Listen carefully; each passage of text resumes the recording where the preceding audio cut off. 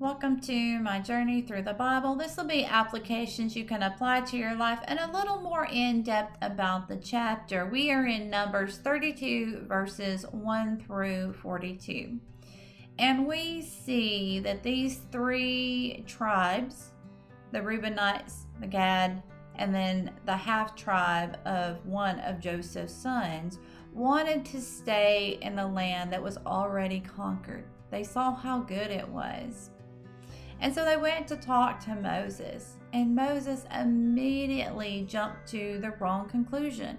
He thought for sure that these men wanted to keep the land that was already conquered, and they had no intentions of helping the rest of the children of Israel claim their inheritance in the promised land. And of course, this was not the case, and the men made it very clear that once they had built a protection for their sheep in a city that would protect their family, that they would definitely go and fight in the battle with the children of Israel to ensure that they would have their inheritance as well. Now, we have to be very careful that we don't jump to wrong conclusions. We need to listen to the plans that someone is telling us, or even listen to the full story that someone is telling us before we start jumping to conclusions. A lot of times somebody will start talking and our mind starts coming up with answers or solutions or something that should benefit them or help them, and we don't fully listen to the story of what they are saying. And when we do that, then that sometimes makes us seem angry. Like Moses seemed to come across very angry at part of these tribes.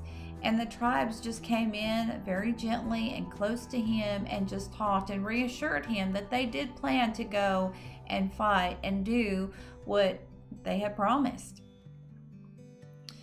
And of course, it makes sense that these families would want to ensure that their cattle and their family was safe from any prey that was out and about the land.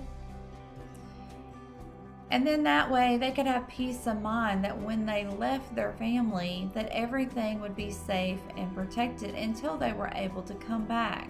Now, on the other hand, God will always protect your family and your things when you're doing what He tells you to do.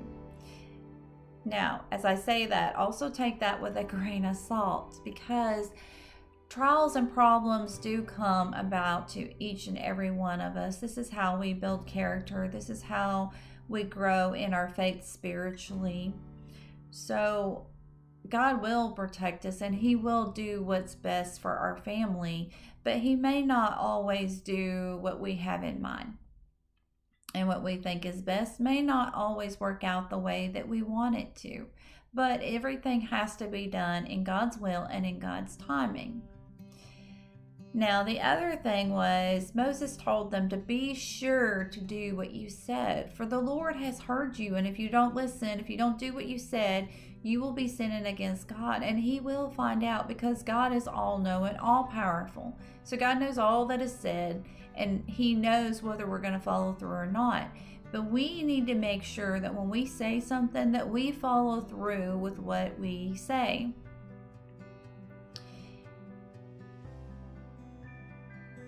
And when we start a job, be sure that you finish that job. Be sure that you are a person of your word, and that when you do something, it's going to benefit other people as well, not just yourself. May God be with you in everything and in every way.